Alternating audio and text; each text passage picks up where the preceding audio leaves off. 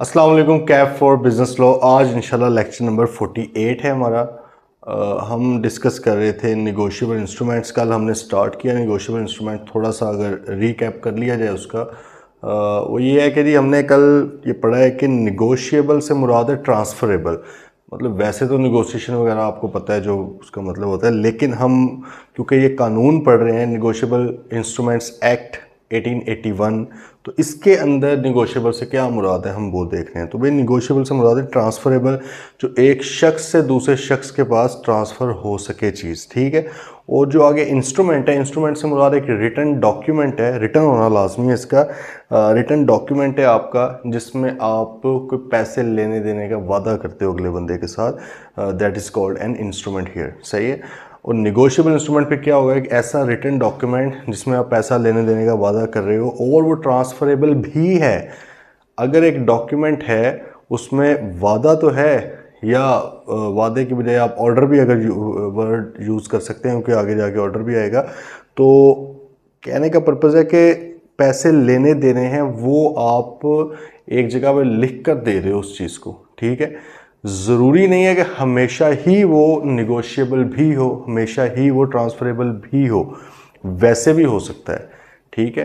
लेकिन अगर वो निगोशिएबल हो जाए तो फिर उसको निगोशिएबल इंस्ट्रूमेंट्स में लाया जाएगा। अच्छा, अब ये सिर्फ 3 तरह की चीज़ें हैं, 3 तरह की हमने कल जो डिस्कस की हैं। क्या है जी, आपका एक है प्रोमिसरी नोट, ठीक है, इसको डिटेल में ऑब्वियसली हम डिस्कस करेंगे आहिस्ता आहिस्ता। देन हमारा है बिल ऑफ एक्सचेंज, ठीक है। देन हमारा चेक, ये है। अच्छा, हमने कल फिर ये भी बात की कि ये आपका पेएबल टू ऑर्डर भी होता है, पेएबल टू बेयरर भी होता है। मतलब किसको पे करना है, वो ऑर्डर भी हो सकता है, बेयरर भी हो सकता है। ऑर्डर से मुराद है कि आप उसके ऊपर या तो ये लिख दो पेएबल टू ऑर्डर, या किसी पर्टिकुलर पर्सन का नेम लिख दोगे और उसी बंदे को सिर्फ आपने देना है, तो that is called payable to order. लेकिन अगर आप उस पर किसी का नाम ना लिखो या ये लिख दो पेएबल टू बेयरर, तो इसका मतलब है कि जिसके पास है, जिसकी कस्टडी में है, जिसकी पोजेशन में है, वही इसका होल्डर है, वही इसका ओनर है, वो पैसे निकलवा सकता है। हमने फिर कल एक बात की जिस पे हमने काफ़ी डिटेल में डिस्कशन की कि भाई ये जो होती है निगोशिएशन होती है, इसकी जो निगोशिएट होता है, आगे ट्रांसफ़र होता है, वो थ्रू इंडोर्समेंट होता है। इंडोर्समेंट से मुराद क्या है कि वहाँ पर आप अपने साइन करके अगले बंदे को दे देते हो। अच्छा, अब अगर तो ये पेएबल टू ऑर्डर था, मतलब किसी स्पेसिफिक पर्सन के नाम पे था, तो भाई सिर्फ वही स्पेसिफिक पर्सन अपने साइन करता है, आमतौर पर बैक साइड पे कर देता है, उधर जगह ना हो तो फ्रंट पे कर देता है, उधर जगह ना हो तो स्लिप वगैरह अटैच कर देता है। मतलब जितनी मर्जी बार आप, इसकी कोई लिमिट नहीं है कि कितनी बार ट्रांसफ़र हो सकता है, आप करते रहो जितना मर्जी, अगर अगले लोगों को चाहिए हो आपसे लेते रहेंगे। अच्छा, तो आप उस पर साइन कर देते हैं। अगर पेएबल टू ऑर्डर होगा तो जो ऑर्डर है वही करेगा। अगर बेयरर वाला था तो भाई जिसके पास भी है वो बंदा साइन करके आगे कर देगा ट्रांसफ़र। अच्छा, अब ऑर्डर टू ऑर्डर इंडोर्समेंट भी हो सकती है। मतलब है कि आपने लिखा है जी पेएबल टू असलम, असलम ने भाई साइन करके अकरम के नाम पे कर दिया। अब इसने भी ऑर्डर वाली इंडोर्समेंट लिखी, आगे लिख दिया पेएबल टू ऑर्डर और साइन कर दिया पेएबल टू अकरम करके, ठीक है। लेकिन ये ओपन भी करवा सकता रहा इसको, मतलब पेएबल टू असलम असल में था, असलम साहब ने साइन सिर्फ कर दिया, आगे किसी बंदे का नाम नहीं लिखा, या ये लिख दिया पेएबल टू बेयरर, तो फिर भी ये क्या बन गया, ये कन्वर्जन होगी ऑर्डर से बेयरर की तरफ। अच्छा, अब ये बेयरर था, ये दोबारा ऑर्डर में भी जा सकता है अगर अगला बंदा नाम किसी पर्सन का लिख दिया। तो बेसिकली अगर नाम है तो ऑर्डर है, नाम नहीं है या स्पेसिफिक लिख दिया जाए पेएबल टू बेयरर, तो फिर ये बेयरर वाला हो जाता है। वो मेरे ख्याल में कल हमने बात की थी लास्ट इंडोर्समेंट वाली, वो समझ आ गई होगी कि जब एंड पे इंडोर्समेंट तो हुई पड़ी लेकिन एंड पे किसी का नाम ही नहीं लिखा हुआ लास्ट इंडोर्समेंट में, तो इसका यही मतलब है ना कि अब ये बेयरर हुआ पड़ा है, खुला हुआ है चेक, ठीक है। अब कोई मसला नहीं है इसके अंदर, मतलब ऑर्डर करने की नीड नहीं है इसको, ठीक है। अच्छा, ये हमने कल कुछ चीज़ें डिस्कस की। अब एक ना बड़ी अहम बात होने लगी है। फिलहाल ना आप प्रोमिसरी नोट का कॉन्सेप्ट ये देख लें, प्रॉमिस ना इसके अंदर, तो आप ये समझ लें कि प्रॉमिस होता है, लिखा होता है मैं वादा करता हूं कि मैं आपको फलां डेट को पैसे दूंगा। ये उर्दू में मैंने बोल दिया, इंग्लिश में कर दो आई प्रॉमिस टू पे असलम और बेयरर ऑफ दिस इंस्ट्रूमेंट। अगर असलम ये नाम लिख दिया तो ऑर्डर हो गया, अगर आप इसको नाम नहीं लिखते तो बेयरर हो गया। आई promised to pay Aslam rupees 10,000 on 20th of July 2024 for example आपने ये लिख दिया, तो this is a promissory note जिसमें प्रॉमिस आता हो, ठीक है। ये अब बिल ऑफ एक्सचेंज आगे पढ़ना है डिटेल में, लेकिन फिलहाल बताता हूँ किस तरह होता है। इसकी रिटर्न डॉक्यूमेंट जो रिटर्न स्टेटमेंट है वो किस तरह होती है। इसमें ये ऑर्डर होता है, हुक्म दिया जाता है किसी बंदे को। इधर इसमें दो पार्टीज हैं, एक बंदा बना रहा है कि मैं वादा करता हूँ मैं आपको पे करूँगा या फलां बंदे को पे करूँगा, मतलब मैं हूँ और एक वो फलां बंदा है जिसको मिलने पेई, और मैं मेकर हूँ जो मैं बना रहा हूँ, ठीक है। बिल ऑफ एक्सचेंज में क्या होता है कि मैं किसी और बंदे को कह रहा होता है किसी और बंदे को दो, ठीक है। फॉर एग्जाम्पल पे मैं लिखूंगा for example to mister Aslam, Aslam को मैं कह रहा हूँ कि pay rupees 10,000 to mister Numan on 20th of July 2024।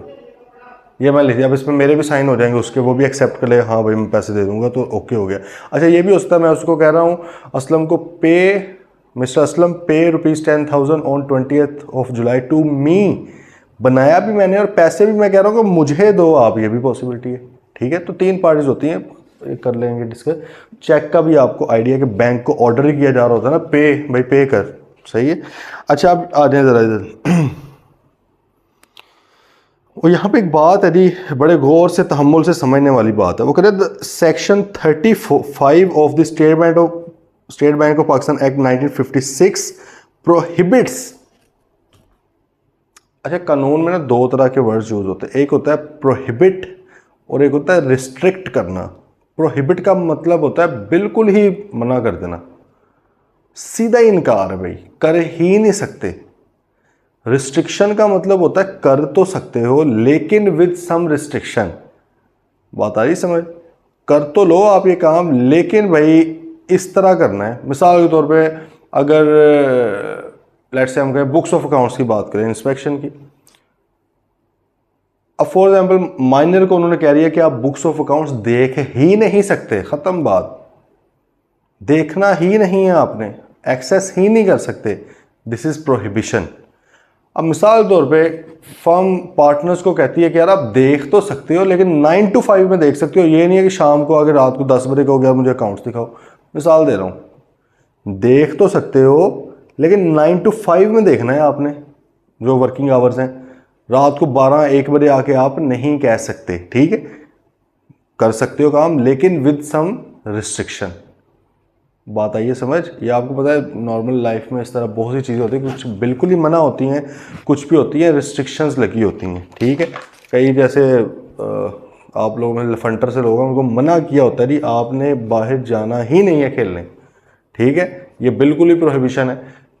कुछ जो होते हैं उनको कहा जाता है कि यार आप चले जाओ लेकिन आपने इस टाइम में वापस आ जाना है, दिस इज रिस्ट्रिक्शन। एक रिस्ट्रिक्शन लगी हुई है, हाँ उसको आप पूरा करो, बाकी आप करो जो करना है। बात आ रही समझ। अच्छा अब यहां पे क्या है, प्रोहिबिट्स, बिल्कुल ही मना कर रहा है कि करना ही नहीं है। कहता है इसमें वो रिलैक्सेशन कोई नहीं दे रहा कि हाँ वो कर सकता है, वो कहता नहीं नहीं, प्रोहिबिशन लगने लगी है भाई। किस चीज की? The section 35 of the state bank of Pakistan act 1956 prohibits any person other than a bank और फेडरल गवर्नमेंट, फेडरल गवर्नमेंट और बैंक के अलावा हर बंदे को मना करता है जी ये वाला एक्ट। क्या करने से वो देखते हैं, state bank of Pakistan act 1956। देखें पाकिस्तान में ऑब्वियसली कोई 1000-1200 कवानीन तो होंगे डिफरेंट तरह के, छोटे मोटे बड़े। अब आपने जब किसी चीज़ में इन्वॉल्व होना होता है तो आपको पता होना चाहिए इसके ऊपर एप्लीकेबल लॉज कौन कौन से हैं। बात आई समझ। मिसाल तौर पे हम कंपनी की बात करते हैं, लिमिटेड कंपनी की, तो अभी तक हम लोगों के जो माइंड में है, अभी आपने पढ़ा तो नहीं है, कंपनी लॉ भी नहीं ऐसे पढ़ा, इवन कंपनी लॉ के अंदर सारा नहीं पढ़ाया जा रहा, अभी कंपनी लॉज डिफरेंट हैं। हमें वहाँ पर बताया जाता है कंपनीज एक्ट 2017, क्योंकि अभी आप छोटे हैं ना, जब आप ऊपर सीफैप में जाएंगे तो मजीद चीज़ें खुलेंगी। अब मिसाल तौर पर एक लिस्टेड कंपनी है, आपने एक लिस्टेड कंपनी बना ली है और आप सिर्फ कंपनीज एक्ट पढ़ के बैठे हुए हैं, तो भाई ये लैक ऑफ नॉलेज है, सही है। तो फिर इसके अगर आप कोई नॉन कंप्लायंस करेंगे जो उसके रेलेवेंट किसी और कानून की नॉन कंप्लायंस होगी, वो आपको पकड़ लेंगे। आपने कहना सर मुझे तो लग रहा था कंपनी एक्ट 2017 ही है बस, क्योंकि भाई ignorantia juris non excusat, ignorance of law is no excuse. आपको पता होना चाहिए कि इसके ऊपर आपकी लिस्टेड कंपनीज के ऊपर एक तो स्टॉक मार्केट के रूल्स एंड रेगुलेशंस भी लगते हैं, इसके ऊपर सीसीजी रेगुलेशन 2017 है वो भी लगता है, ठीक है, इसके ऊपर शेयर्स रेगुलेशन स्कीम्स भी लगती हैं, इसमें शेयर कैपिटल स्कीम्स भी लगती हैं, तो उसके ऊपर कोई 8-10 किस्म के कवानीन हैं जो लगते हैं। तो आपको सारे पता होने चाहिए ना जब आपने उसके अंदर डील करना है एक चीज़ के अंदर। बात आ रही है समझ? क्योंकि वहाँ पे फिर आप ये नहीं कह सकते मुझे नहीं पता। क्यों? क्योंकि वो कहते हैं कि भाई ये जो कवानीन है ये सारे पब्लिश्ड हैं, अवेलेबल है पब्लिकली, आप अगर नहीं पढ़ते उनको जाके तो आपका कसूर है, हमारा कोई कसूर नहीं है। आए ज़रा अंदर, बात आ रही है समझ? तो अब उन्होंने ये बात किया कि भाई स्टेट बैंक, आप पढ़ तो निगोशिएबल इंस्ट्रूमेंट्स रहे हो, लेकिन निगोशिएबल इंस्ट्रूमेंट बनाते हुए इस बात का वो कहता है ख़ास तौर पे ख्याल रखें, ये मैं आपकी हेल्प के लिए यहाँ पे रेफ़र कर रहा हूँ, कानून डिफरेंट है ये। अगर मैं ना भी रेफ़र करता, मतलब एग्ज़ाम से हट के अगर बात की जाए, ना भी रेफ़र करता और आप इस तरह का बना बैठते तो भाई जाली होना था, वो आप पे केस हो सकता है। इसलिए आपको पता होना चाहिए कि यार इसके रेलेवेंट कौन कौन से, जब आपने प्रोमिसरी नोट बनाना है ना तो बैठ के तसल्ली से वकीलों से मशवरे करें, चार्टर्ड अकाउंटेंट से मिलें कि भाई कौन कौन से लॉज हैं जो इसके ऊपर लगते हैं, जो मुझे पता होने चाहिए। आपको क्यों पढ़ाया जा रहा है बिजनेस लॉ? इसीलिए पढ़ाया जा रहा है कि आप भी आगे जाके अपने क्लाइंट्स को, अगर आप प्रैक्टिस करें इंशाल्लाह, तो आप उनको गाइड भी करें कि भाई साहब ये जो है ना समंदर है, ये जो कवानीन होते हैं, तो आपने सबको साथ लेकर चलना होता है जहाँ जहाँ पे भी हमारे रेलेवेंट बात है। बात अब ज़रा मेरे ख्याल में समझ आएगी। और सेक्शन 35 है ना जो स्टेट बैंक ऑफ पाकिस्तान, हम यहाँ पे पढ़ क्या रहेगा निगोशिएबल इंस्ट्रूमेंट एक्ट 1881, लेकिन उसने कहा यार बीच में ये रेलेवेंट बात है एक और कानून की, वो भी ज़रा डाल लो इधर। कौन सी? वो क्या कहता है? Prohibits any person other than a bank और फेडरल गवर्नमेंट, फेडरल गवर्नमेंट और बैंक को इजाज़त है, इसके अलावा हर बंदे को मना करता है कि भाई साहब टू इशू, कि आपने इशू नहीं करनी है दो चीज़ें। ये बात इंतहाई अहम है। कल हमने एक बात की थी कि जो निगोशिएबल होना होता है या जिसको हम ट्रांसफ़र कहते हैं, वो दो तरह का होता है। एक होता है फर्स्ट इशू, जो ज़िंदगी में पहली बार ट्रांसफ़र होना है।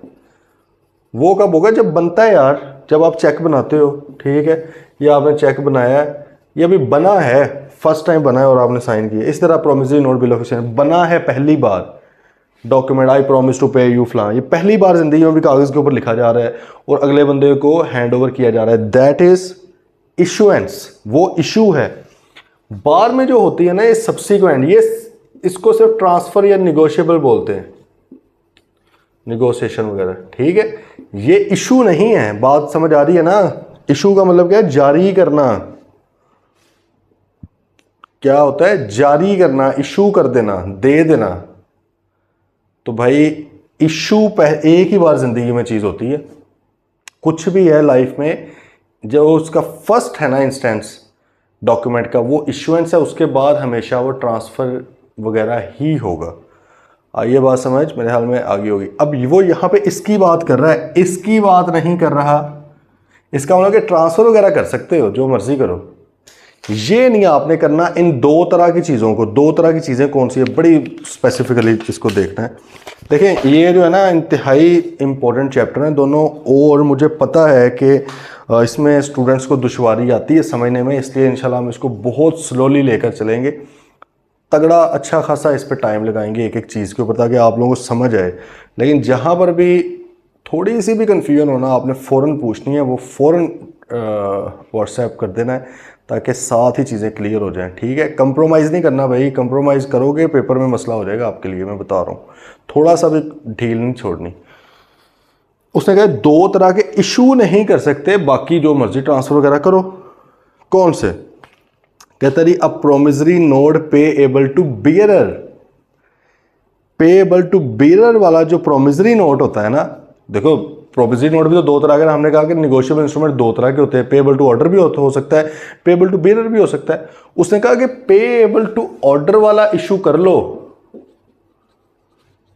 सही है। सेक्शन 35 ऑफ SBP एक्ट 1956 वो कहता है कि भाई ऑर्डर वाला इशू कर लो, बेयरर वाला मैं नहीं इशू करने दूंगा, ये इलीगल होगा। सिर्फ दो बंदे कर सकते हैं। अच्छा क्या कोई भी नहीं कर सकता? सिर्फ दो लोग। कौन से? या तो बैंक कोई भी, या फेडरल गवर्नमेंट कर सकती है। इसके अलावा कहता कोई भी कंपनी, कोई भी इंसान, कोई भी एओपी मतलब फर्म वगैरह कोई भी ये वाला प्रोमिसरी नोट इशू नहीं कर सकता। हाँ, ट्रांसफर कर सकता है। इसका क्या मतलब, इसका इम्प्लाइड मतलब ये हो गया ना, देखो उसने हमें ये बताया कि आप बेरर वाला इशू नहीं कर सकते, इसका मतलब है कि आप ऑर्डर वाला इशू कर सकते हो, ऑर्डर वाला तो इशू कर सकते हो, ये तो कोई मसला नहीं। और सेकंडली अगर मैं ये कहूं कि ऑर्डर वाला इशू था, बाद में उसको इंडोर्स करके कन्वर्ट कर दिया बेरर में, तो ये अलाउड है? बिल्कुल अलाउड है भाई। बस पहली बार जो इशू होना है ना, वो promissory note payable to bearer नहीं कर सकते आप। आ गई ये बात समझ? ठीक है। अब इसकी अगर मैं लॉजिक आपको बता देता हूं, अगर समझ आ जाए तो ठीक है, ना भी है तो कोई मसला नहीं है, ठीक। अच्छा, प्रोमिसरी नोट एक प्रॉमिस है ना कि भाई आपने देना है। आपने कभी करेंसी नोट अपना देखा है? देखा ही होगा ऑब्वियसली, गौर से देखते हैं थोड़ा। ये ना आप करेंसी नोट ज़रा देखें अगर, तो यहाँ पे ना आप देखें, इसमें एक लिखा हुआ है कि ये पैसे से आगे बैंक दौलत पाकिस्तान, मतलब स्टेट बैंक पाकिस्तान वगैरह, ये नीचे लिखा हामिल हाजा को मुतालबा पर अदा करेगा, हामिल हाजा को मुतालबा पर अदा करेगा। ठीक है, ये आप लोग भी निकाल लें नोट, हर नोट पे लिखा होता है। इसका क्या मतलब है? इसका मतलब ये है कि भाई ये हामिल हाजा कौन है? उर्दू है प्योर, बेरर यार। बेरर का मतलब यही पढ़ा ना कि जिसके पास है, जो होल्ड कर रहा है वो बेरर है। तो हामिल हाजा मतलब है कि जो इसका हामिल है, जिसके हाथ में ये है, इसका मतलब बेरर। वो कहते नहीं, हामिल हाजा को मुतालबा पर अदा करेगा। जैसे ही वो डिमांड करेगा ना कि हाँ भाई मुझे दो, इसके अगेंस्ट वैल्यू दो, मतलब 500 रुपये की मैंने कोई चीज़ लेनी है तो मुझे इसकी चीज़ मिलेगी। अगर नहीं दी जाती तो इल्लीगल है। आपको ये बात पता है? मैं आपको नॉलेज तो होगा इस चीज़ का कि अगर मैं जाता हूँ, नोट मेरा सही है, अगर मतलब वो अगर जाली है तो फिर तो बिना मसला है ना। अगर नोट बिल्कुल ठीक है और मैं गया हूँ शॉप पे और मैंने कहा 500 रुपये की चीज़ हो, कहता मैंने नहीं पाकिस्तानी करेंसी में डील करना। पाकिस्तान में रहते हुए अगर वो बंदा कहेगा तो ये इल्लीगल है। State bank of Pakistan act 1956 के तहत इल्लीगल है ये बात। उस पर केस हो सकता है कि उसने इनकार क्यों किया। आप फॉर एग्जाम्पल सिक्के ले गए, मांगने वाले थे आप, ठीक है, कल जुमेरात लगाई, अच्छे वाले आप सिक्के लेके चले गए 50,000 रुपये के, आपने कहा यार ये चीज़ दो, वो आगे से इनकार नहीं कर सकता। हामिल हाजा को मुतालबा पर अदा करेगा। ठीक है, हाँ उसके लिए मुश्किल है, सारा कुछ है, वो आपको कहेगा यार क्या अजाब तुम लेकर आ गए ये वो, लेकिन वो ये, हाँ वो ये कह सकता है कि यार तुम दूसरी करेंसी ले आओ यार, किधर आप, मतलब रिक्वेस्ट कर सकता है। लेकिन वो अगर ये कहेगा मैंने लेने ही नहीं है, दिस इज़ नॉट अलाउड।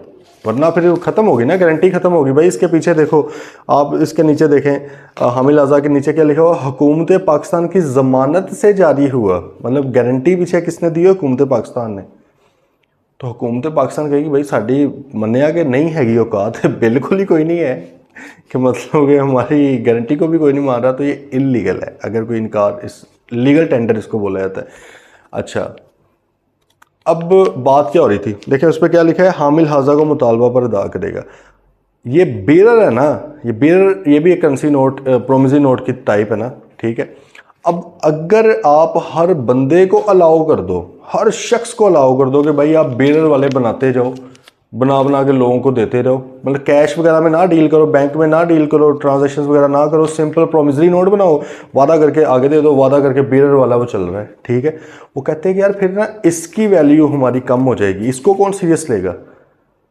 बात आ रही है समझ? इसको कौन सीरियस लेगा? मिसाल के तौर पर जैसे ही थोड़े से हालात बुरे होते हैं, लोग कहते हैं ना बैंकों से पैसा निकाल लो, पाकिस्तान डिफॉल्ट कर जाए, मतलब इस तरह की चीज़ें चलने लग जाती हैं। ठीक है, अब उस टाइम पे अगर कोई और बंदा है, तगड़ा है, आपको पता है मलिक साहब हैं, मियाँ साहब हैं, ठीक है, उन्होंने अपने प्रोमिसरी नोट चलाए हुए हैं अगर मार्केट के अंदर, बात आ रही समझ? तो भाई इसकी क्या वैल्यू, लोगों को पता हो ना, वो कहीं नहीं जा रहा, वो इतना बड़ा बिजनेसमैन है भाई, वो तो बिजनेस कर रहा है, उसने तो नहीं भागना। हुकूमत हमारी बिल्कुल नल्ली हुई पड़ी है, फारिग हुई पड़ी है, तो हो सकता है कि ये तो डिफ़ॉल्ट कर दिया, वो नहीं कर रहे। बात आ रही है समझ? तो क्या होगा कि आपने एक तो बिला वजह का कंपटीशन क्रिएट कर दिया स्टेट के एक डॉक्यूमेंट के साथ, इंस्ट्रूमेंट के साथ। ठीक, बात आ रही है समझ? क्योंकि उसके ऊपर लिखा, आप क्या लिखना चाह रहे थे? Promissory note payable to bearer issue करना चाह रहे थे, इनिशियली इशू करना चाहते थे ये, तो कानून कहता है नहीं भाई इस तरह तो हर बंदा अपना अपना नोट इशू करता रहेगा, तो इसकी तो मेरे वाले की वैल्यू कोई नहीं रहनी, इसको तो किसी ने खरीदना ही नहीं है। खरीदना क्या मतलब, ये इसको यूज़ ही नहीं किसी ने करना, लोगों ने कहना कि भाई बड़ी बड़ी, और फिर होना क्या था कि उनकी वैल्यूज़ भी हो सकता है चेंज होने लग जाती, लोग कहते हैं कि अच्छा यार ये उसका है, क्योंकि प्रोमिसरी नोट है, इसका मतलब क्या है कि यार तुम इसको पैसे दे रहे हो मेरे से आगे ले लेना, अगर तुम्हें मसला है ना तो मेरे से आगे ले लेना, मेरे से आगे ले लेना। तो लोगों ने कहना कि भाई जाहिर है फिर जितना तगड़ा बंदा है उसके वो 500 वाले की वैल्यू भी हो सकता है 600 हो जाती, 700 हो जाती, यार ये तो लाजमी देगा मुझे वापस, बात आ रही समझ, इसलिए उन्होंने उसकी इशुएंस ख़त्म कर दी है। इशू नहीं आप कर सकते, हाँ आप उसको बाद में कन्वर्ट जरूर कर सकते हो, पहली बार वो ऑर्डर वाला ही बनेगा, ठीक है। अच्छा अब इसकी समझ आ गई हो तो सही है, ना भी आई हो तो इतना कोई लाजमी नहीं है कौन सा पेपर में आना है ये, लेकिन इसका पीछे जो लॉजिक है वो ये, इंडिया में भी इसी तरह ही है ये वाला, सही है। अच्छा भाई, तो पहले नंबर पे उसने कहा कि promissory note payable to bearer issue नहीं हो सकता। आप इसके अंदर ब्रैकेट में वैसे लिख लें अपनी अंडरस्टैंडिंग के लिए, means it must be payable to order initially, ये आप लिख लें कि इनिशियली जो सबसे पहली बार बनेगा तो it must be payable to order, ये ऑर्डर वाला ही बनना चाहिए। हाँ बाद में ऑर्डर्स को इंडोर्स करके आप बियरर में कन्वर्ट कर दो। अब आपके माइंड में आएगा सर फिर डेफिनेशन में क्यों पढ़ा है हमने कि ऑर्डर वाला भी होता है, तो भाई डेफिनेशन तो वैसे उन्होंने आपको बताई ना कि ऑर्डर क्या होता है, बियरर क्या होता है। अब उन्होंने कहा कि भाई निगोशिएबल इंस्ट्रूमेंट एक्ट को कोई मसला नहीं था, बीच में आ गया state bank of Pakistan act 1950 उसने कह दिया कि भाईजान रुक जा इधर, सही है ऑर्डर बियरर मुझे भी पता है क्या होता है, लेकिन ये वाला तुम ना करो। हाँ वो उसने चेक से तो नहीं रोका, कहता चेक आप करो, बियरर वाला भी करो, बियरर वाला अक्सर हम करते हैं जिसको ओपन चेक कैश चेक भी हम कहते हैं, कहता मुझे कोई मसला नहीं, ये वाला यार ना करो प्लीज़, है ये ना मुझे तंग करो। दूसरे नंबर पे कहता है अ बिल ऑफ एक्सचेंज, एक तो है promissory note payable to bearer आप नहीं कर सकते, दूसरे नंबर पे इशू नहीं कर सकते, सही है। और दूसरे नंबर पे क्या है, a bill of exchange payable to bearer on demand, ये भी नहीं कर सकते। अब इसमें देखें क्या मजेदार एक चीज़ होगी, ठीक है। बिल ऑफ एक्सचेंज है, हमें पता है ये भी एक होगा ऑर्डर और एक होगा बियरर, ठीक है। अच्छा ऑर्डर वाला जो है ना उसने कहा हर तरह से आप इशू कर सकते हो, कोई मसला ही नहीं है। बियरर वाले में भी आगे दो ऑप्शन है, ये इस होते इसमें भी दो ऑप्शन है, मतलब एक तो ना ऑर्डर या बियरर की टाइप है दो, एक होती है ऑन डिमांड, आगे पढ़ लेंगे डिटेल में, और एक होती है ऑन टाइम।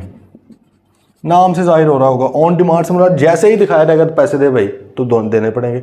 चेक देख लो, जैसे ही आप बैंक में लेके जाते बैंक कह नहीं सकता कि भाईजान मैंने नहीं पैसे देने, ठीक है। हाँ अगर उस पर मतलब डेट शेट जो डली हुई है उसके बाद आप जाते हो तो हमेशा ऑन डिमांड होता है, हम आगे पढ़ेंगे भी, यहाँ पे आप अभी से याद कर लें, चेक जो होता है ना वो हमेशा ऑन डिमांड होता है, हमेशा ऑन डिमांड। बैंक आपको कह नहीं सकता कि नहीं भाई 5 दिन बाद आके मेरे से पैसे लेना, मैं अभी नहीं दूंगा। आप केस कर सकते हैं बैंक के ऊपर अगर पैसे पड़े हुए ना आपके। भाई देखो जो बंदा चेक इशू कर रहा है उसके बैंक अकाउंट के अंदर पैसे पड़े हुए हैं, उससे पैसे निकलने हैं, बैंक को क्या मसला है, बैंक ने सिर्फ वहाँ से पैसे निकाल के देने हैं, अपने पैसे तो नहीं देने बैंक ने। तो बैंक को किस चीज़ का टाइम चाहिए, ये जो होता है ना कि 10 करोड़ रुपए का आ गया तो हमें कोई हफ्ता दे रहे हैं, हमें कोई 2-4 दिन दे रहे हैं, हम पैसे अरेंज कर लें, दिस इज इलीगल। बैंक का काम है भाई पैसा रखे अपने पास, लोगों के पैसे रखे नहीं हुए उसने, कौन सा आप बैंक देखो, बैंक से आप जाओ कि जब लोन लेते हो वहाँ पे बैंक के जाहिर है उसके टाइम लेता है, वो जितना भी लेना उसने पैसे अरेंज करने। भाई मेरा पैसा मेरे बैंक अकाउंट में पड़ा हुआ है, मैं चेक इशू कर रहा हूँ किसी को कि जाके ले लो, और बैंक आगे से कहे कि नहीं अभी नहीं है, कैसे कह सकता है भाई, तुम्हें तो दिखे ही से, तुम्हारा एक ही तो काम था मेरा पैसा रखना, ठीक है, उसके चार्जेस नहीं लेते तुम, बात आ रही समझ। तो चेक तो हमेशा ऑन डिमांड होता है। अच्छा ये जो चीज़ें हैं ना ये भी ऑन डिमांड भी हो सकती है, ऑन टाइम भी हो सकती है, ये भी ऑन डिमांड ऑन टाइम हो सकती है। तो उसने कहा कि भाई अगर ये बियरर वाला था और आप ऑन डिमांड वाला जो है ना वो इशू नहीं कर सकते, कानून ने मना कर दिया है, ये वाला आप कर सकते हो। ऑन टाइम से मुराद क्या कि जो टाइम लिखा हो, आप कह लो कि जी आज से हफ्ते बाद जाके मैं आपने पे करना है, आज से 10 दिन बाद पे करना है, टाइम है। और ऑन डिमांड का मतलब क्या है, जैसे ही आपके सामने प्रेजेंट किया जाएगा ना, इसको ऑन प्रेजेंटमेंट भी बोला जाता है। जैसे ही आपके सामने पेश किया जाएगा आपने पे कर देना, क्योंकि मैंने कहा कि बिल ऑफ एक्सचेंज ऑर्डर होता है किसी बंदे को, आप किसी बंदे को ऑर्डर कर रहे होते हो कि भाई तुमने पैसे देने हैं उसको या मुझको, जिसका भी नाम है, पैसे देने हैं तुमने। अगर तो ये ऊपर लिख दिया जाऊंगा कि पेएबल ऑन डिमांड है, जैसे ही आपके सामने आएगा आपने फ़ौरन पैसे पे करने हैं, this is called payable on demand.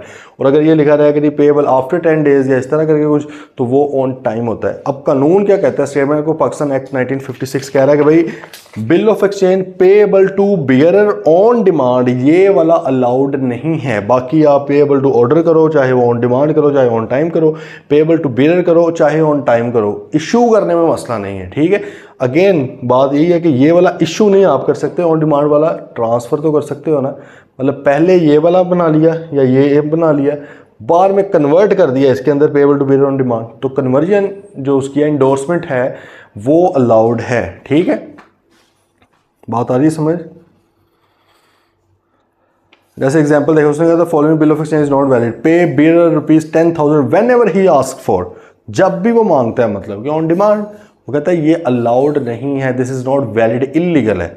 Negotiable instrument act के मुताबिक इसमें कोई मसला नहीं है, लेकिन state bank of Pakistan act 1956 section 35 के मुताबिक इसके अंदर मसला है, क्योंकि वो अलाउ नहीं कर रहा। वो कहता है सिर्फ बैंक या फेडरल गवर्नमेंट ये कर सकते हैं, हर बंदा नहीं कर सकता। वो ये गल समझे नहीं।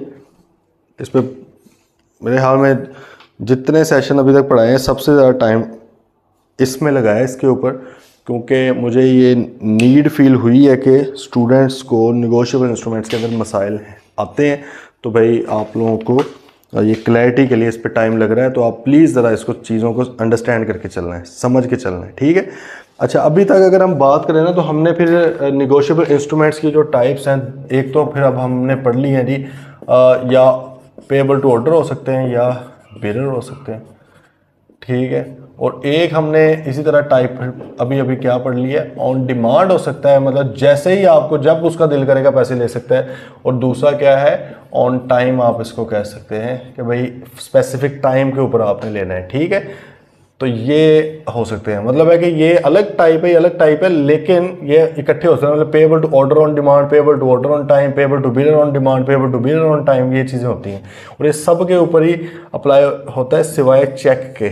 चेक सिर्फ और सिर्फ क्या होता है भाई, ये वाला होता है। हाँ, ये दोनों चीज़ें हो सकती हैं चेक में, लेकिन इधर से ऑन डिमांड होता है सिर्फ और सिर्फ चेक, ऑन टाइम नहीं होता, ठीक है। अब अगर आपके माइंड में आ रहा है सर ऊपर डेट डाली जाती है, वो date of issuance of cheque होती है, भाई चेक इशू किस डेट को किया जा रहा है उसकी डेट है, लेकिन उस डेट के बाद आप जब मर्जी जाके पैसे निकलवाओ बैंक से, बैंक पाबंद देने का, ठीक है। चल, अब आगे बात आई थी इजी ट्रांसफरेबिलिटी। हम बेसिकली कैरेक्टरिस्टिक्स पढ़ रहे थे, कल हमने पढ़ा इधर पेएबल टू ऑर्डर और बियरर वगैरह, इसको डिस्कस किया, सेक्शन 35 आज पढ़ लिया है। अब आगे आ रहा है इजी ट्रांसफरेबिलिटी। वो कहते हैं इजीली यार आप इसको ट्रांसफ़र कर सकते हो, सिंपल। आपने अगर तो बियरर था ये वाला चेक या निगोशिएबल इंस्ट्रूमेंट ये था, तो भाई इसको अगर आपने ट्रांसफ़र करना है तो सिंपल आपने क्या करना है, डिलीवर कर देना अगले बंदे को, ठीक है। मतलब अगर इसमें मैं कहूँ इसकी इंडोर्समेंट इसकी इंडोर्समेंट कैसी होगी, बाय डिलीवरी ओनली, क्योंकि इसके ऊपर कौन सा किसी का नाम लिखा हुआ था, बियरर था ना, खाली था, किसी का नाम ही नहीं था, तो कोई साइन शाइन करने की, किसी तरह कुछ करने की ज़रूरत नहीं है। आप सिंपल एक क्या करो, अगले बंदे को पकड़ा दो भाई कि ये मेरा चेक था, ये मेरा प्रोमिसरी नोट था, ये लो तुम रख लो। किसी का नाम ही नहीं जब लिखा हो तो साइन का क्या फ़ायदा होता है, मतलब साइन मैं करता फिर हूँ, तो मेरा जब नाम ही नहीं पता तो किसको क्या पता कि मेरे साइन है किसके साइन है, तो इट डजेंट मैटर, ठीक है। It doesn't make a sense कि भाई आप क्यों लिखें करें वहाँ पे साइन जब आपका नाम ही नहीं है। मेरा नाम हो ना पेएबल टू शहबाज, फिर मैं अपने साइन लिखूँ तो फिर समझ आती है अच्छा यार क्या शहबाज नहीं साइन किए हुए हैं, ये मैं ज़रा देख लूँ। अगर मेरा नाम ही नहीं है, it was a bearer cheque या it was a bearer promissory note of bill of exchange, तो भाई फिर इसको करने की आगे नीड नहीं है, ठीक है। आप सिंपल डिलीवर कर दो। अच्छा, ये वाला जो है इसके अंदर क्या होता है, बाय, बल्कि यहाँ पर टर्म हमें लिखनी चाहिए ट्रांसफ़र, मतलब इनका ट्रांसफ़र किस तरह होता है, ये बेसिकली मैं बता रहा हूँ दोनों का। इसका बाय डिलीवरी होता है और इसका क्या होता है, by endorsement and delivery. Endorsement का मतलब क्या, क्योंकि मेरा नाम लिखा हुआ था पेएबल टू शहबाज, अब शहबाज साइन करेगा तभी अगले बंदे के पास जाएगा ना ये, ठीक है। तो मैंने अपने साइन किए और अगले बंदे को दे दिया, उसको मैं मतलब ज़ाहिर ऑर्डर भी कर सकता हूँ कि उसका भी नाम लिख सकता हूँ, या मैं उसको चाहे बेरर कर दूँ, लेकिन मेरे साइन लाजमी है। बात हो रही है कि ट्रांसफ़र करने का तरीका क्या है, तो भाई मैं अपने साइन करूँगा और ये उसको इंडोर्समेंट हम कहते हैं, और डिलीवर कर दूँगा अगले बंदे को, ये लो भाई साहब, ठीक है, अब आपका हो गया। तो ये क्या है, ऑर्डर वाले को आप इस तरह ट्रांसफ़र करते हो, बेरर वाले को सिंपल डिलीवरी के थ्रू, क्योंकि नाम ही किसी का नहीं था उसके ऊपर। आगे बात समझ, ठीक है। वो कहते हैं they are transferable from one person to another by mere delivery if payable to bearer, अगर पेबल टू बेरर था तो सिर्फ डिलीवरी करनी है, and by endorsement and delivery, और इंडोर्समेंट और डिलीवरी, इंडोर्समेंट से मुराद के साइन शाइन करके अपने और डिलीवर करके अगर पेबल टू ऑर्डर था। एग्जाम्पल है, Kamran bought goods from Daud on 15 January, Kamran ने भाई 15 जनवरी को चीज़ें को खरीदी हैं, and paid him by a bearer cheque, bearer cheque दे दिया डेटेड 25 जनवरी, एक चेक पकड़ा दिया बेरर वाला, खाली चेक का, किसी का नाम नहीं लिखा हुआ, 25 जनवरी की डेट डाल के उसको चेक दे दिया। दाऊद साहब ने क्या किया, gave the same cheque to Waqas for supply of raw material, उसने वकास से रॉ मटेरियल खरीदा, उसने वही वाला चेक उठाकर उसको दे दिया। अब आप बताएं, जब दाऊद को चेक दिया था कामरान ने, तो क्या दाऊद का नाम लिखा हुआ था कि पे टू दाऊद? नहीं लिखा था, it was a bearer check. तो भाई जब दाऊद का नाम ही नहीं लिखा तो दाऊद साइन किस चीज़ के करे? बैंक ने कहना मुझे क्या पता कि दाऊद के साइन है, ज़रूरत ही नहीं थी ना। तो सिंपल क्या करेगा, उसने भाई चेक उठाया, अगले बंदे को पकड़ा दिया, यार जाओ तुम जाके ले लो। तो ये है बाय मेयर डिलीवरी, ये प्रॉपर ट्रांसफ़र है, इसमें कोई मसला नहीं है, ठीक है। दूसरा देखें, Kamal bought goods from Jamal on 15 January and made a promissory note, promissory note कर दिया for the amount payable to Jamal और ऑर्डर, ठीक है। जमाल और ऑर्डर को वो कहता है पे कर दो। अच्छा पहले तो यहाँ पे एक मुझे क्वेश्चन बताएं, उसने कहा कमाल ने जमाल से, ऊपर हमने क्या पढ़ा, कामरान ने दाऊद से चीज़ें खरीदी और उसको बेरर चेक दिया। यहाँ पे वो कह रहा है कि नहीं, उसने कमाल ने जमाल से चीज़ें खरीदी और उसको payable to order promissory note दिया। तो उसने बेरर प्रोमिसरी नोट क्यों नहीं दिया? क्योंकि स्टेट बैंक ऑफ पाकिस्तान कहता है कि भाईजान आप ये वाला इशू कर ही नहीं सकते, तो इसलिए वो नहीं कर सकता, इसलिए उसने मजबूरन ये वाला उसको बना के दिया, ठीक है। अब वो बंदा आगे किसी को देना चाह रहा है, तो भाईजान उसको क्या करना पड़ेगा, इंडोर्समेंट साइन करने पड़ेंगे। अगर आगे भी किसी बंदे को ही देना है, ऑर्डर को देना है, तो फिर उसका नाम लिखेगा, अपने साइन करेगा और डिलीवर करेगा। अगर आगे ओपन करना है, इसको बेरर कर देना है, ठीक है, तो फिर वो क्या करेगा, अपना साइन करेगा, अगले बंदे का कुछ लिखने की जरूरत नहीं है, सिंपल उसको डिलीवर कर देगा, ठीक है। तो भाई अगर वो on due date Khalil can get payment from Kamal, उसने खलील को आगे दे दिया था ना, तो खलील साहब कमाल से, क्योंकि कमाल ने प्रॉमिस किया था ना कि मैं आपको पे करूंगा, ठीक है।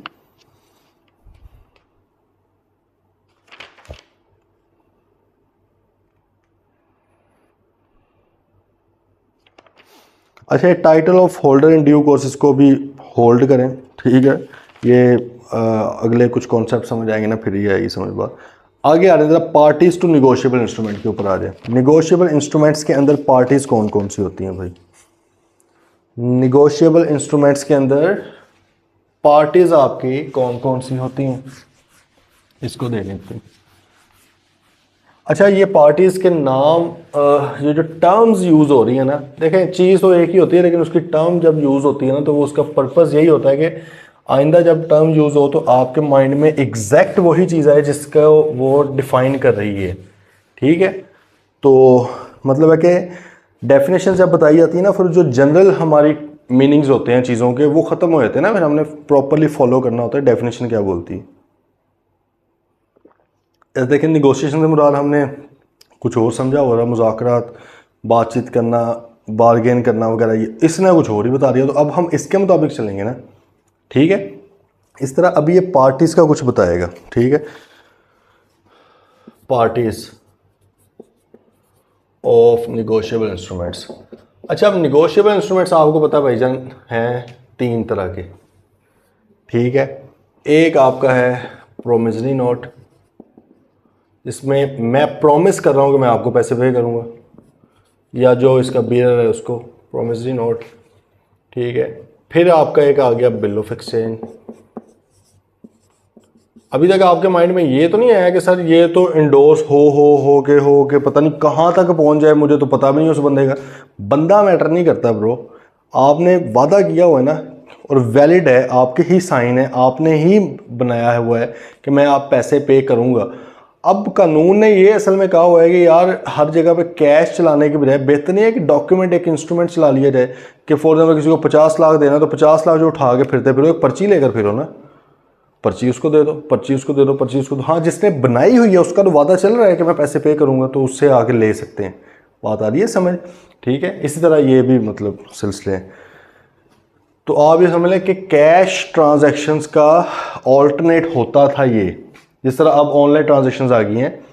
तो पहले ये एक ऑल्टरनेट होता था कि आपको इतना इतना कैश उठा के, क्योंकि बिजनेसेस में आपको पता है करोड़ों का भी कारोबार होता है, सारा कुछ चलता है, एक पार्टी ने दूसरी को देनी, दूसरी पार्टी ने तीसरी को, वो अक्सर क्या कर रहे होते हैं, वही वाला चेक उठा के अगले को दे दिया, वही उधर उठा के दे दिया। अब चेक तो अभी भी चलते हैं, ये अभी कम चलते हैं, लेकिन हो ही सकते हैं। प्रोमिसरी नोट के लिए या इनके लिए कोई स्पेसिफिक वो फॉर्मेट नहीं है रिक्वायर्ड कि यही फॉर्मेट होना चाहिए, आप जिस तरह मर्जी लिख के दे दो। चेक का फॉर्मेट आपको पता है कि चेक प्रॉपर एक बनता है, उसके मुताबिक चलता है। अच्छा खैर, ये भाई सिलसिला है, ये 3 तरह के हो गए। अब अच्छा पार्टीज़ पे अगर आ जाए ना, पहले तरह हम इधर लिख लें। प्रोमिसरी नोट के अंदर भाई 2 पार्टीज़ होती हैं, एक बनाने वाला, वादा करने वाला, प्रोमिसर जो वादा कर रहा है मैं पैसे दूँगा, उसको बोलते हैं मेकर, ठीक है, और जिसको पैसे पे करने हैं वो कहलाता है पेई, ठीक है, जिसको पैसे मिलने हैं उसको क्या बोलते हैं, पेई। ओके, अच्छा बिल ऑफ एक्सचेंज में अगर आ जाएं तो इसमें भाई होती है 3 पार्टीज। एक होता है ड्रॉर, बनाने वाला,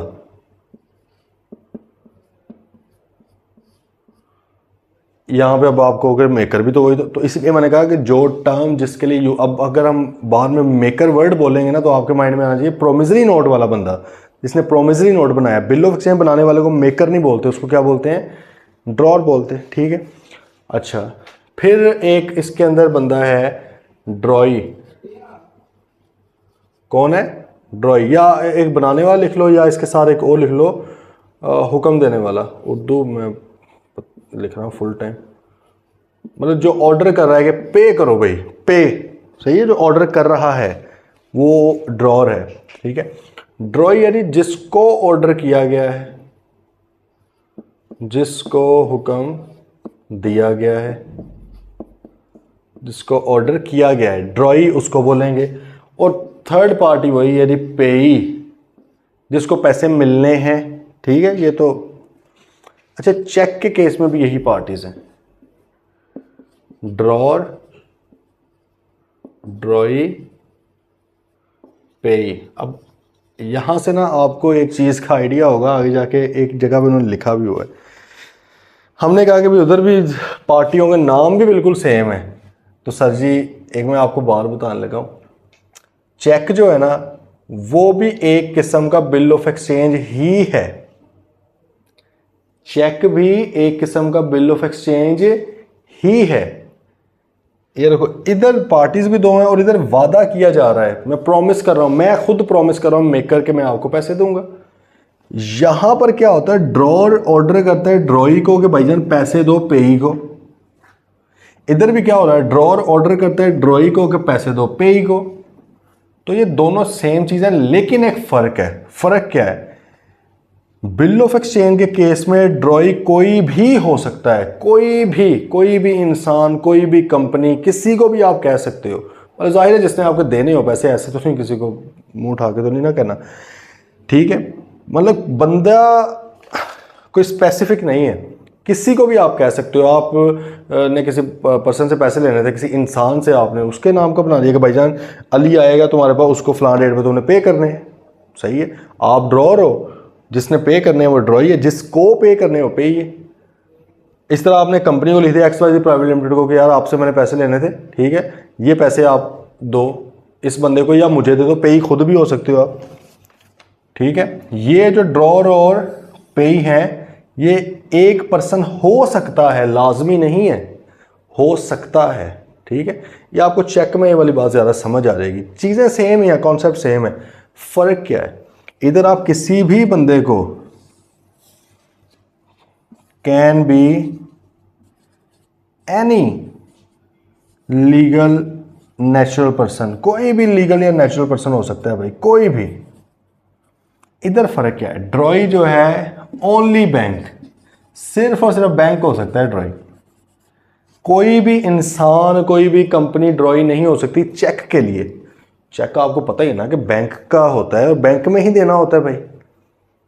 देखो बिल ऑफ एक्सचेंज में भी हम बनाने वाला ऑर्डर कर रहा है, हुक्म दे रहा है कि भाई जान पैसे दो। ये पेएबल टू ऑर्डर वाला ऑर्डर नहीं है, ये वैसे हुक्म वाला ऑर्डर मैं बोल रहा हूँ। हुक्म देता है पे रुपीज फलां टू मिस्टर फलां, ठीक है। ये आप ऑर्डर कर रहे हो, हुक्म कर रहे हो एक बंदे को पैसे दो। इधर भी आप हुक्म कर रहे हो, किसको हुक्म कर रहे हो, बैंक को कर रहे हो। यहाँ पे बैंक ने पैसे देने होते हैं, इधर कोई भी पर्सन होता है जिसको आप ऑर्डर कर सकते हो। गल आई ये समझ।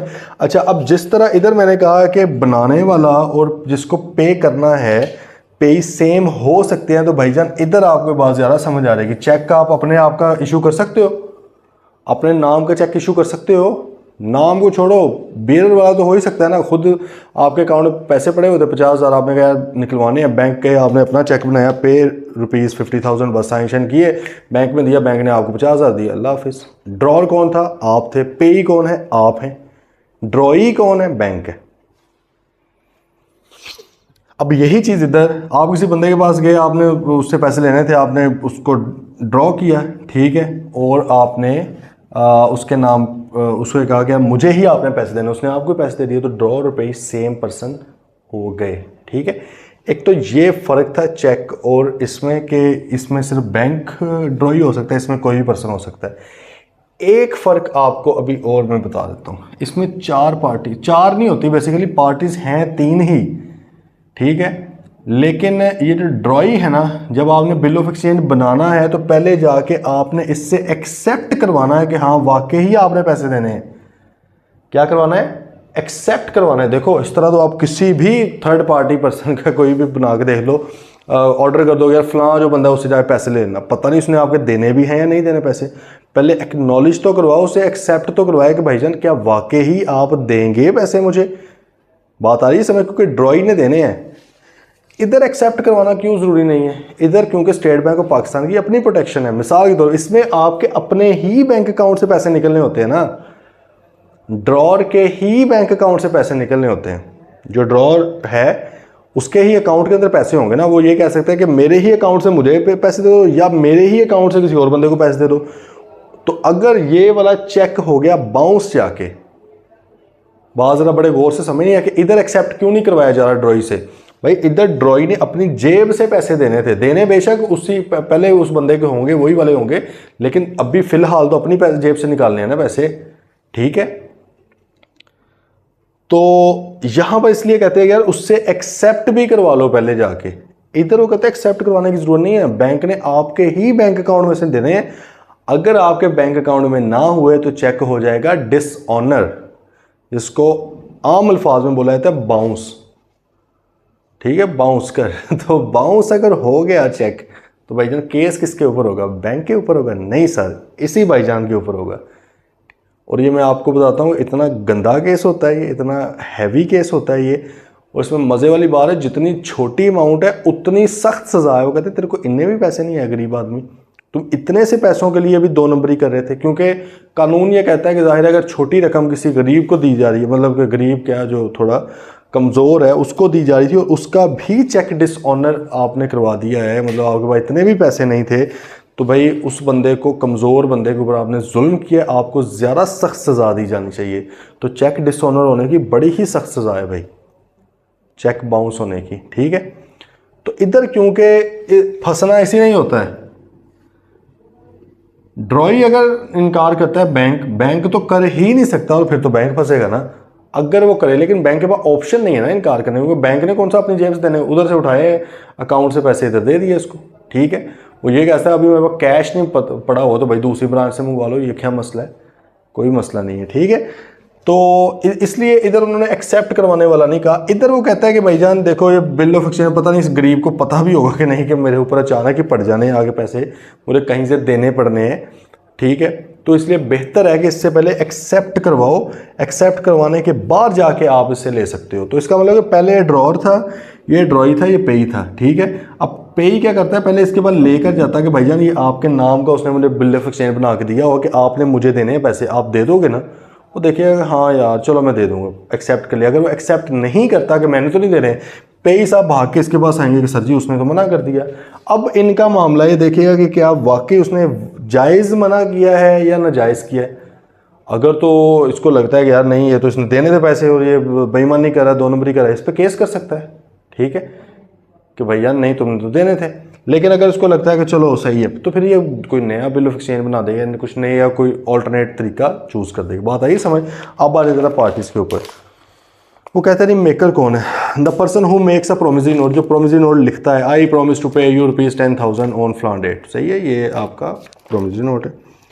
पेई कौन है, the person named in an instrument, an लिख दिया मतलब है कि सब के अंदर ही, इधर भी है इधर भी है इधर भी है, एक बंदा जिसका इंस्ट्रूमेंट के अंदर नाम लिखा था, टू होम और to whose order money is to be paid, सही है, जिसको या जिसके ऑर्डर को पैसे देने हैं, बेसिकली जिसको पैसे मिलने हैं, that person is called a पेई।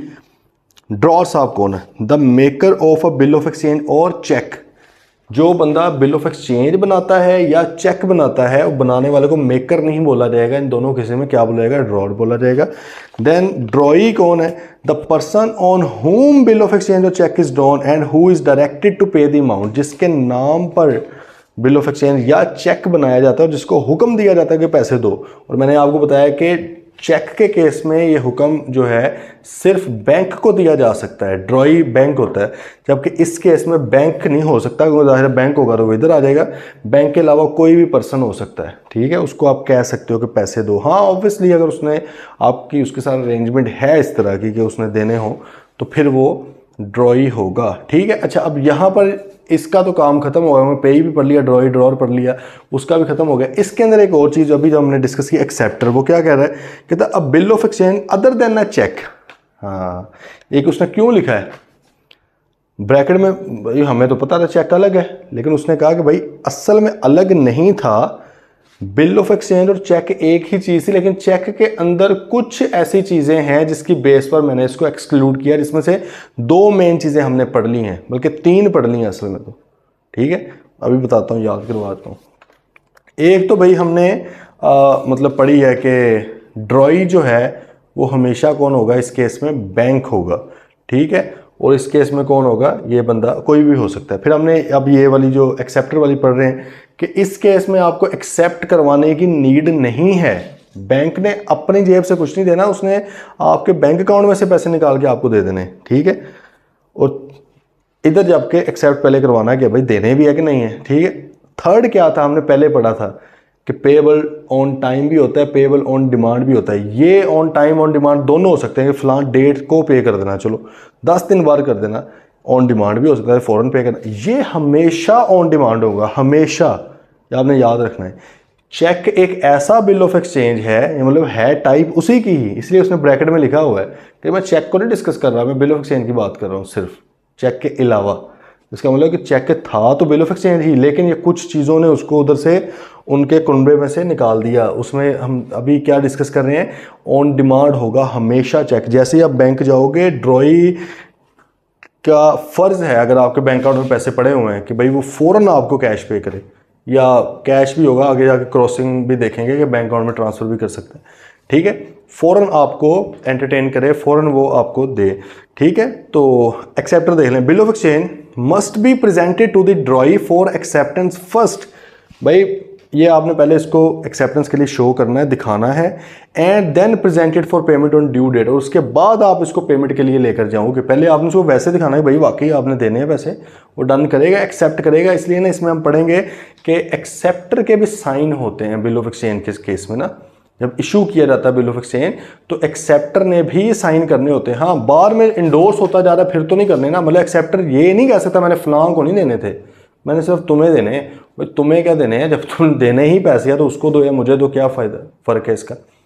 बात आ रही है ना समझ। एक बार बस आपने एक्सेप्ट कर लिया ना कि मैंने देने हैं पैसे फलां डेट को, अब वो चाहे मैं पेई बदलता रहता हूँ, पहले मैं पेई था, मैंने आगे इंडोर्स कर दिया किसी को पेई, जो मर्जी हो जाए, आप वो अगर ओरिजिनल है डॉक्यूमेंट आपके साइन है, आप ये नहीं कह सकते तुम कौन है, ये नहीं कह सकते भाई, आपने वादा किया हुआ था, वैलिड डॉक्यूमेंट आपको देने पड़ेंगे पैसे, ठीक है। तो वो कहता है ड्रॉई becomes acceptor when he accepts the bill duly signing it, उसको साइन करके, ओके। एग्जांपल देखें, Anam signed a promissory note worded as 1 month after date. I promise to pay Maha or order sum of rupees 10,000 for value received. For value received को छोड़ें, ये आप समझ सिक्का राइजुल वक्त के हिसाब से आप इसको कंसीडर कर लें। वो कहते रही कि 1 महीने बाद मैं वादा करती हूँ कि मैं माहा को या उसके ऑर्डर को पैसे पे करूँगी। ठीक है, तो भाई यहाँ पे बताएं जो वादा कर रही है कौन है? अनम। वो क्या है? मेकर है। प्रोमिसरी नोट है ना, प्रॉमिस कर रही है तो प्रोमिसरी नोट है। ये दोनों ऑर्डर होते हैं, हुक्म चल रहा होता है वहाँ पे। अगेन पेएबल टू ऑर्डर वाला ऑर्डर नहीं, वैसे वाला ऑर्डर, हुक्म। सही है। अच्छा, ये भाई मेकर है अनम, और देने किसको है? माहा को, तो माहा पे ही है, simple. Then Maria drawn a bill of exchange on Zahra worded as 2 months after date pay to Hussain. Maria बना रही है, ड्रॉ कर रही है, मारिया ड्रॉर है, क्या कर रही है? बिल ऑफ एक्सचेंज ड्रॉ, ये ड्रॉ कर रही है ऑन ज़हरा, मतलब ज़हरा को कह रही है, तो ज़हरा ने पे करनी है, वो ड्रॉई है। उसने कहा 2 months after date pay to Hussain, Hussain को पे करो या उसके ऑर्डर को पे करो 5,000 फॉर वैल्यू रिसीव, 5,000 रुपये पे करो। तो भाईजान मारिया ने बनाया है, मारिया ड्रॉर है, उसने ज़हरा को कहा है, ज़हरा ड्रॉई है, कि किसको पे करो? हुसैन को पे करो, हुसैन या उसके ऑर्डर को। तो हुसैन साहब या उसके ऑर्डर जो है वो क्या है? पे ही है। अच्छा, अब इस केस में क्योंकि बिल ऑफ एक्सचेंज है तो पहले भाई बिल प्रेजेंट करना पड़ेगा इसको एक्सेप्टेंस के लिए कि क्या आपने वाकई ज़हरा, आपने वाकई पैसे देने हैं। ज़हरा पहले इसको एक्सेप्ट करेगी, तो ड्रॉई एक्सेप्टर बनेगा, उसके बाद जाके वो पे करेगा। Okay, example 10, Saima drawn a cheque on ABC bank. Saima drawer है, उसने ABC बैंक के नाम का चेक बनाया, मतलब कि ABC बैंक ड्रॉई है। ठीक है, और लिखा है पेएबल टू बिलाल और ऑर्डर, बिलाल को या उस ऑर्डर को पे करो। तो भाई ये ड्रॉर कौन थी? साइमा। ड्रॉई ABC बैंक था, पे बिलाल या उसका ऑर्डर है।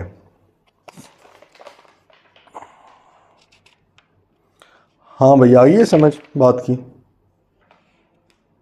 ठीक है, चलें फिर कल आगे इंशाल्लाह बढ़ते हैं। टिल देन टेक केयर, अल्लाह हाफिज़।